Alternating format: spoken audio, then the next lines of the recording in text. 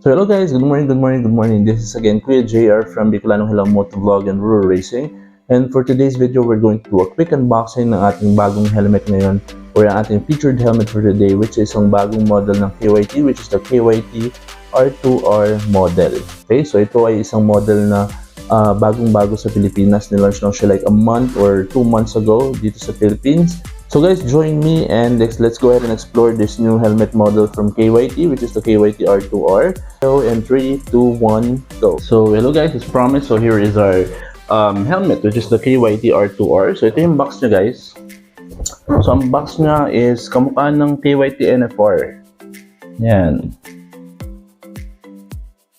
Kamukha siya ng KYT NFR. So let's go ahead and do the unboxing. So ang meron dito is of course yung may styro dito sa gilid for protection para mag-ship ng item. And then meron dito ng so ito yung helmet. This is the KYT R2R. Ito naman yung ating manual. So KYT R2R manual, meron din siyang kasamang tatlong sticker for with the KYT logo. Okay? And ito yung kasama niyang dust bag from KYT, which is color white, and it looks like the same ng sa NFR version din. So ganito rin yung pagkakatanda ko, ganito rin yung dust bag ng KYT NFR na helmet. Okay, so meron siyang KYT logo and the KYT website.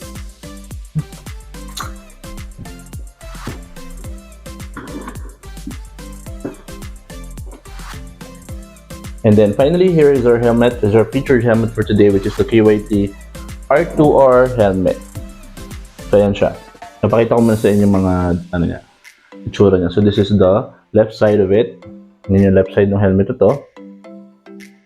And then ito yung front. This is the right side. And lastly, ito yung likod niya.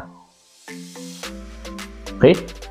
So again, this is a new version or new model of helmet from KYT, and it's a good thing na naglabas ng KYT ng bagong model kasi for me, in my opinion, konti lang kasi yung selection ng mga helmet design ng KYT.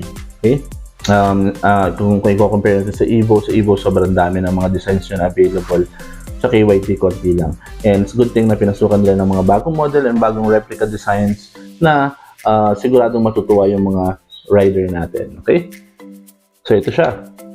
So one thing about the KYT R2R, bakit ba siya R2R? So R2R, it means na it is KYT race to road. Okay, so race to road, yun yung meaning niya. So some features of the KYT helmet na ginagamit sa racing, which is yung K1X model yata ng helmet ng KYT. I'm not really sure, hindi ko siya matandaan, pero KYX Pro yata siya.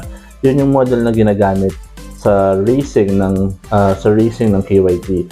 And yung blueprint ng helmet na yun is ginaya dito or tinugma dito sa helmet natin na KYT R2R, which is the race to road concept. Okay? And basically, ang pinagkaiba or ang mga additional feature niya, of course, if there's something to do about racing, yung kanyang aerodynamics, yung airflow, yung mga features na yun. And let's go ahead and discuss.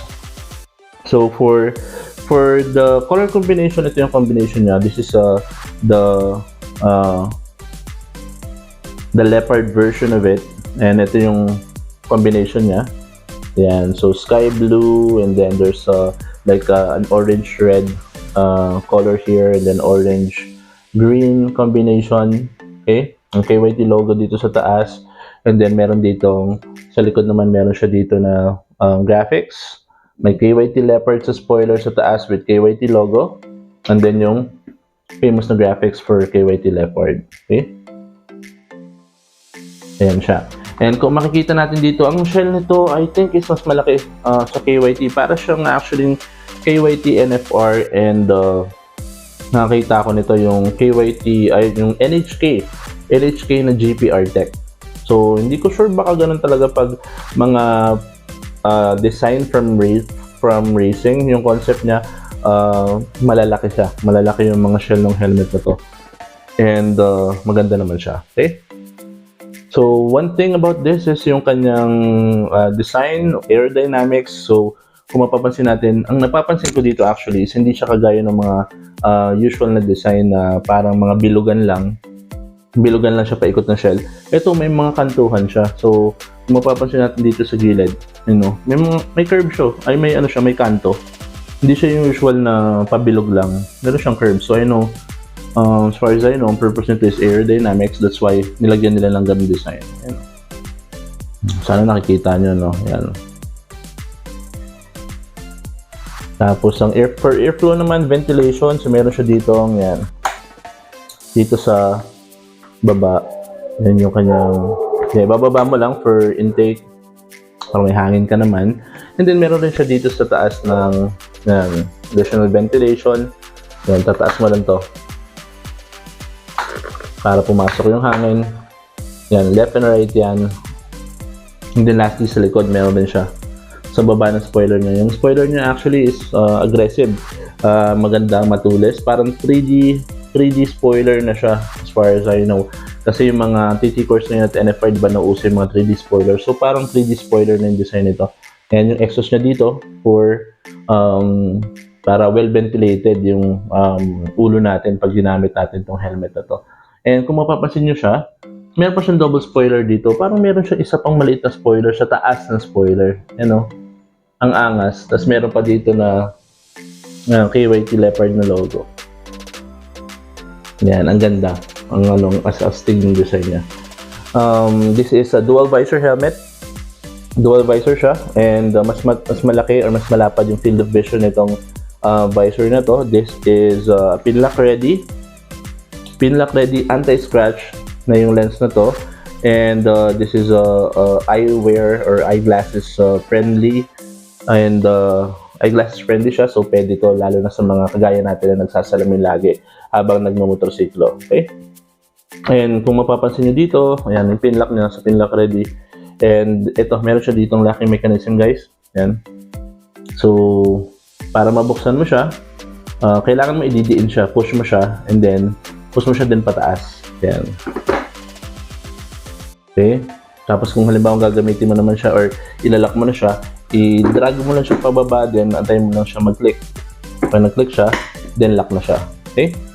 Maganda sa mga ganitong feature is hindi siya umaangat. So, kung halimbawa mabilisan man o kaya magkataon na wag naman sana is tumalsik tayo, hindi siya aangat. At mapoprotektahan yung mukha natin from mga kung anumang bagay na posibleng tumama sa mukha natin. Okay? Ayan. So, again, pindutin. Medyo matigas siya. Tapos, yung dual visor siya. So, ito guys, kung halimbawa masilaw sa araw or nakatapat kayo sa araw, you can use this. Pwede nyo siyang ibaba. Ang mechanism is nandito.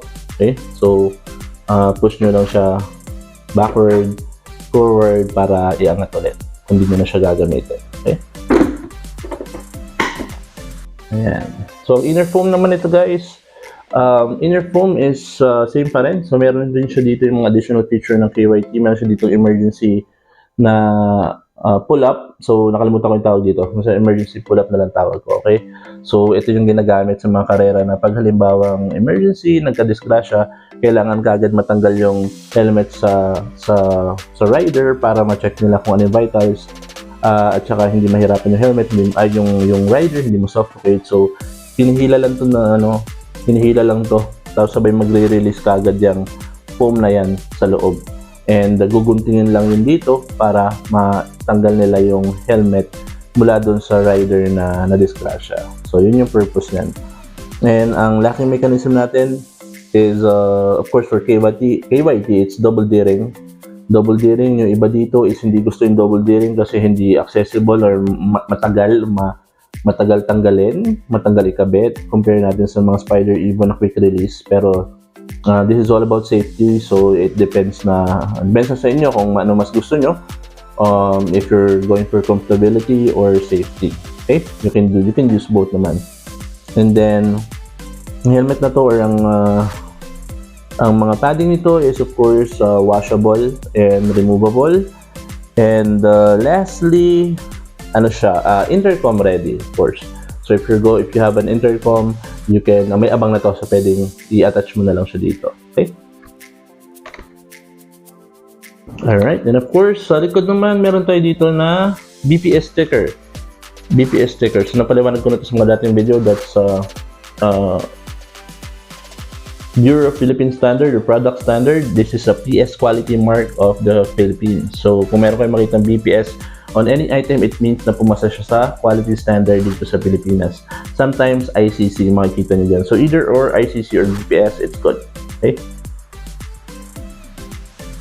And lastly, yung size nito is 1,000, ang size nito is medium to 2XL, pero most likely makikita nyo lang is medium to XL. Okay? Medium, large, XL. Yung kasi yung mga usual sizing natin sa KYT. And kung makakita ka naman ng size, napakahirap naman kumuha ng design. Size, yan yung mga problema. Available ang size, hindi naman yung design. Available yung design, hindi naman available yung size. So that's one thing about KYT. Okay? And ang pinaka-importante sa KYT, ang maganda dito is yung gaan niya. So itong helmet na to is at 1,650 grams. Okay? 1,650 grams. Medyo mas mabigat lang siya ng konti sa KYT TTC. Okay? And of course, ang pinaka-importante dito is yung price niya. Okay? So ang price niya, check natin sa Shopee. Pero nakikita ko siya nagbebenta ng mga 8,000. Ang SRP nito is, hindi ko lang matandaan. I think ang SRP is around 7.5 or 8K for the replica design model. Pero yung gantong design mismo may nagbebenta nito ng